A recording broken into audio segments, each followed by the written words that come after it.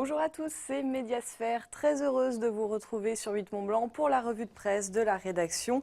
Tous les vendredis, nous vous proposons une petite sélection de ce qu'il y avait à lire, à voir dans les médias de notre région avec Pauline Courceau. Pauline, bonjour. Bonjour Fanette. Et puis aujourd'hui, nous inaugurons une nouvelle chronique. Chaque dernier vendredi du mois, nous allons accueillir un représentant du Club de la presse des Pays de Savoie. Et aujourd'hui, nous avons le plaisir de recevoir sa présidente, Cécile Bouget de Francesco. Bonjour Cécile. Bonjour. Alors, il y a des choses à lire, à voir dans notre région. Le paysage médiatique est riche.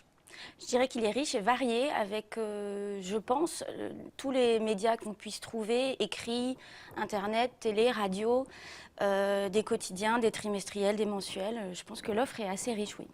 On va voir tout ça. Et on commence tout de suite avec la une de la semaine. C'est Active Mag qui nous propose un magazine un peu chaud pour ce mois d'octobre avec une une consacrée au marché de l'amour. Vous le voyez derrière moi, un sacré business à découvrir donc dans le supplément féminin de l'Écho des Pays de Savoie. Pauline, comme chaque semaine, vous vous êtes intéressée à la une de l'actualité, mais côté web, c'est notre rubrique Actu Connecté.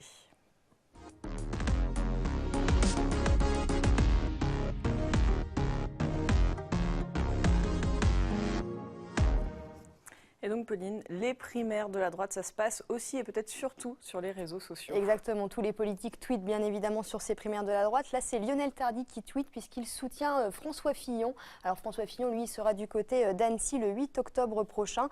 Les primaires auront lieu le 20 et le 27 novembre prochain. Tout le monde peut aller voter, il ne suffit pas d'être encarté ni à la droite ni au centre, mais ça fait beaucoup parler en tout cas sur Twitter.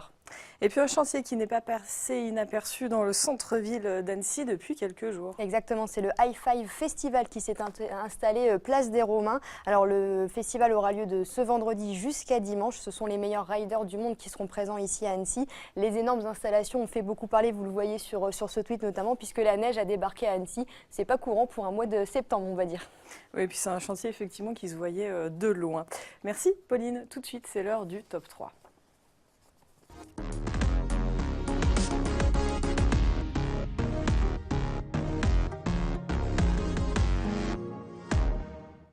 Et on commence avec du côté suisse. La semaine dernière, nous recevions Laurence Bézaguet justement dans cette émission pour nous parler des problèmes du quotidien de la Tribune de Genève. On en sait un petit peu plus.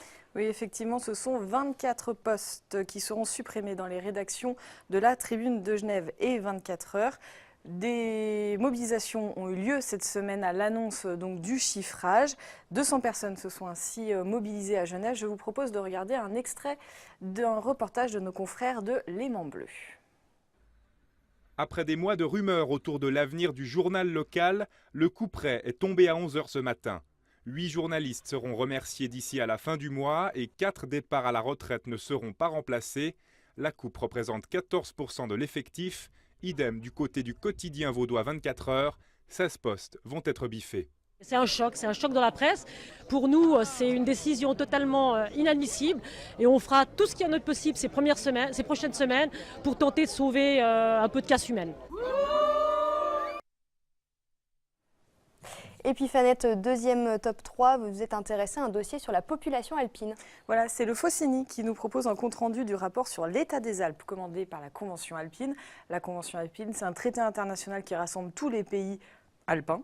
Un temps en diminution, le nombre d'habitants des Alpes est finalement de nouveau en hausse dans les Alpes françaises. Sachez par exemple que nous sommes 2,7 millions de résidents permanents, une population, pour info, dont le niveau d'éducation est significativement plus élevé que la moyenne nationale, peut-on lire dans cet article d'Anaïs Grezard. Et on termine avec un sujet sur l'environnement.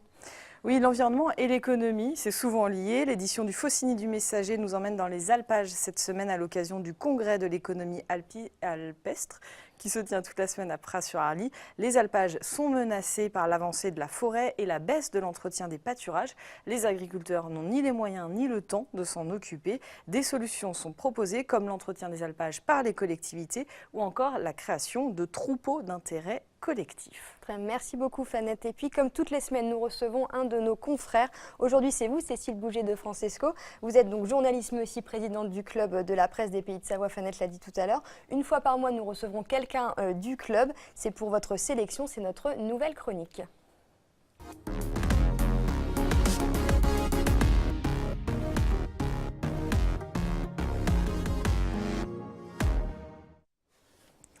Cécile, donc présidente du Club de la Presse, est avec nous. Rebonjour. Alors, qu'est-ce que vous nous avez dégoté comme info ce mois-ci? Eh bien, je me suis dit qu'une bonne nouvelle ne ferait de mal à personne. Donc, j'ai choisi de vous parler de l'article de Sylvie Bollard dans Écho des Pays de Savoie, sur l'espace Malraux. Bonne nouvelle parce que, on s'en souvient peut-être, il y avait eu une coupe assez sèche dans les subventions de la part de la ville de Chambéry au profit de l'espace Malraux. Et donc pour cette nouvelle saison, il y a une augmentation de la subvention. Il est écrit qu'il s'agit de 120 000 euros. J'ai fait un rapide calcul. Apparemment, ça correspondrait à un tiers de ce qui avait été supprimé l'année dernière. Donc pour moi c'est une bonne nouvelle parce que la culture, je pense, et je ne suis pas la seule, que c'est un des éléments fondateurs de notre éducation. Et donc qu'une scène nationale puisse reprendre un petit peu du poil de la bête, c'est toujours une bonne nouvelle. Puis il y a une saison plutôt sympa qui se prépare du coup pour l'espace Malraux. Votre coup de cœur dans la saison? Mon coup de cœur dans la saison, c'est un peu difficile de choisir parce qu'il y a quand même beaucoup de spectacles, mais je dirais plutôt que Marianne Faithfull qui arrive à Chambéry avec Alain Platel, qui sont deux univers totalement différents, la musique et la danse. Je pense que ça montre justement que l'espace Malraux reprend les rênes et c'est plutôt bien. Et puis Cécile, vous avez travaillé pour le magazine KL. Vous avez écrit un article ce mois-ci qui concerne la silver economy. Alors en 2-3 mots, qu'est-ce que c'est la silver economy pour qu'on puisse un petit peu comprendre ce terme un peu barbare, on va dire. Un peu barbare, oui. La silver economy, c'est toute l'économie qui est liée à ce qu'on appelle les seniors. Alors les seniors, selon les approches qu'on a, elles diffèrent. Pour les gens de marketing, c'est les plus de 50 ans. Pour les pouvoirs publics, c'est les plus de 70. Donc la fourchette est large. Et donc évidemment, c'est une population qui va doper notre économie, puisqu'on le sait bien, la population vieillit. Et il y a une multitude d'entreprises qui se créent, ou en tout cas qui approchent ce marché avec une offre adaptée à ce public-là. Et justement, pourquoi vous avez choisi, quelle entreprise vous avez choisi et pourquoi cette entreprise? Alors on a choisi Sereny Move. Pourquoi? C'est un choix de la rédaction. Chaque rubrique, l'entreprise du mois, fait l'objet de recherches où on est sollicité par des entreprises. L'idée pour ce qui nous concerne chez KL, c'est de mettre en avant une entreprise innovante, mais on s'attache aussi à l'innovation en termes humains. On ne se base pas que sur l'innovation technologique. Et là, pour le coup, Sereny Move, c'est une des toutes premières entreprises sur notre territoire qui va accompagner les personnes âgées ou fragiles ou porteuses de handicap vers un nouveau chez-soi. Alors justement, comment s'est passée la rédaction de cet article, un petit peu les coulisses de ce reportage? Parce que on aime bien les coulisses. C'est qu'il est vraiment tout frais. Le montage s'est terminé hier soir ou ce matin, je crois. Oui, puisque l'article paraîtra dans le KL qui va sortir la semaine prochaine. Ça s'est très bien passé, je vous remercie. Non, c'est un travail somme toute ordinaire. On rencontre le chef d'entreprise et puis ensuite on consolide ce qu'on s'est dit en interview par des recherches ad hoc. Là, c'est assez facile, puisqu'on parle d'un secteur d'économie qui est accompagné par l'État.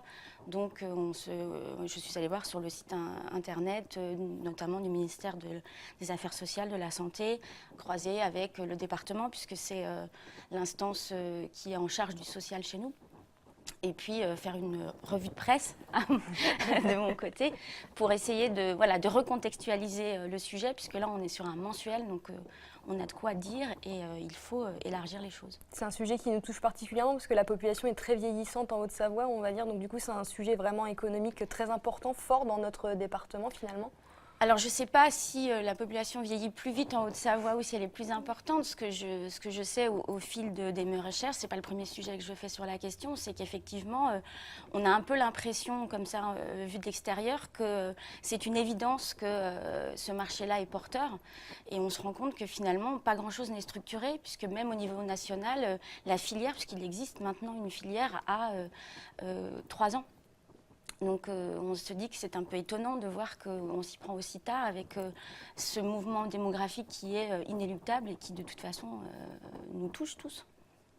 Alors on va parler un petit peu du Club de la Presse, puisque vous êtes présidente du Club de la Presse des Pays de Savoie depuis quelques mois. Tout simplement, le Club de la Presse, c'est quoi? Alors c'est une association loi 1901. Qui a la particularité de réunir des journalistes et des communicants. C'est vrai que Club de la Presse ne fait pas mention des communicants, mais pourtant ils sont bel et bien là. Donc c'est des journalistes soit indépendants, soit en rédaction. Des communicants, dans notre jargon, c'est soit des responsables d'agences de communication, soit des responsables communication en entreprise ou en institution. C'est vrai que c'est un espace de connivence. Je dirais pas ce mot-là. L'idée, c'est que ça n'est pas un réseau professionnel. Ça n'est pas une association qui permet de faire du business, de mettre en lien des entreprises, pour schématiser, et des organes de presse. L'idée, c'est plutôt de trouver des ponts pour pouvoir échanger, pour pouvoir se former, pour pouvoir apprendre à mieux se connaître, parce que ce sont... j'ai tendance à dire que les journalistes, les communicants, c'est un petit peu les frères ennemis du milieu de la communication, et pourtant, on travaille tout le temps ensemble. Donc c'est peut-être de se dire qu'en partageant des moments, soit des sorties, soit des rencontres, des déjeuners ou des espaces de formation, on apprend à mieux se connaître et on apprend à mieux comprendre comment on travaille. C'est un syndicat, ça a vocation en tout cas à défendre la profession ou les professions, que ce soit de journalistes ou de communicants? Pas vraiment. En Pays de Savoie, on a fait le choix de justement pas rentrer dans ce côté syndicat. C'est vraiment plus un réseau convivial, ce qui ne nous empêche pas de prendre position, de relayer des informations. On est partenaire du réseau Sans Frontières. On s'est mobilisé évidemment au moment des événements, notamment pour Charlie Hebdo. La vocation première n'est pas la revendication, mais quand on entend ou qu'on voit des choses qui nous gênent un peu, alors là, oui, on relaie. Merci Cécile, et puis on peut dire un mot sur l'annuaire du Club de la presse des Pays de Savoie qui sort chaque année avec donc les coordonnées, etc. Pour l'avoir, qu'est-ce qu'on fait? Eh bien, pour l'avoir, il faut nous appeler. Il faut aller sur le site internet du club. On a aussi une page Facebook et puis il est à la vente pour les gens qui ne sont pas adhérents. Merci beaucoup. On continue ce magazine, Pauline, avec vos fameux tops et flops. Et on commence tout de suite avec les flops. Une décision des Suisses qui a fait scandale côté français cette semaine. Exactement, c'est nos confrères du Messager qui nous en parlent. Le préfet de Haute-Savoie, Georges-François Leclerc, a envoyé une lettre à nos amis suisses qui ont décidé de former, alors de façon expérimentale, mais tout de même, les petites douanes contre l'avis des autorités françaises. Le préfet appelle donc les autorités suisses à réfléchir à plutôt des alternatives, mais surtout à des structures un peu plus adéquates. Les Suisses, en tout cas, ont tout de même accepté un groupe de travail. C'est donc une affaire importante à suivre. Et puis des problèmes de poubelles à Annemasse. Exactement, c'est de nouveau nos confrères du Messager qui nous en parlent, du côté du Chablais en parc. Alors c'est des déchets en tout genre qui s'amoncellent dans ce quartier. Alors c'est des incivilités insupportables selon un des élus. Alors ce n'est pas un problème de taille, mais bien de personnes du quartier, puisque c'est des personnes qui ne sont pas du quartier qui viennent mettre leurs déchets ici. Christian Dupessé, le maire de la ville, a donc lancé un appel à la citoyenneté. Et puis on va parler un petit peu environnement avec une bonne nouvelle pour les stations du Grand Massif. Exactement, les stations du Grand Massif, ce sont les Carreaux, Flaine, Samoin, Morillon et Six-Fer à cheval. Et c'est le premier domaine skiable au monde à obtenir la certification environnementale Green Globe. Alors c'est par rapport aux choses qu'ils ont mises en place, notamment avec la biodiversité, les efforts environnementaux. Ils ont supprimé par exemple des pylônes, des câbles électriques, des remontées mécaniques qui polluaient. C'est donc une bonne nouvelle avant le début de la saison pour cette station, pour ces 5 stations. Et puis finalement encore un petit peu environnement avec une nouvelle application à Annecy, et prendre le bus va être plus facile. Alors exactement, c'est nos confrères de l'Essor Savoyard. C'est une nouvelle application mobile qui va débuter début 2017. Alors l'idée, c'est d'optimiser ses déplacements à Annecy. Vous savez, c'est très compliqué de se déplacer à Annecy. Alors on proposera des solutions en bus, oui, mais aussi en vélo, voiture, puisque l'application vous permettra de choisir quel est le meilleur moyen pour se déplacer d'un point A à un point B. Vous n'aurez donc plus d'excuses pour arriver en retard au travail, Fanette. Je trouverai autre chose. Et puis une bonne opération pour la Croix-Rouge. Exactement, depuis 100 ans, la Poste et la Croix-Rouge sont partenaires, et cette année, la Poste a remis 77 000 € à l'association. Alors c'est grâce à la vente des carnets de timbres. Alors les carnets de timbres, ça coûte 8,10 € et 2 € sont reversés à la Croix-Rouge. Alors c'est les facteurs, les bureaux de poste qui peuvent en vendre. Ces dons, en fait, ça permet d'offrir des repas et de distribuer par exemple des couvertures de survie aux plus démunis. C'est donc depuis 100 ans que ça dure et on espère que ça va continuer. Merci beaucoup Pauline, merci Cécile d'être venue sur le plateau de Médiasphère. On se retrouve la semaine prochaine pour la revue de presse de la rédaction. D'ici là, n'oubliez pas de lire, aller feuilleter, cliquer, etc. Suivez l'actualité de votre région. Passez une très belle journée, à bientôt.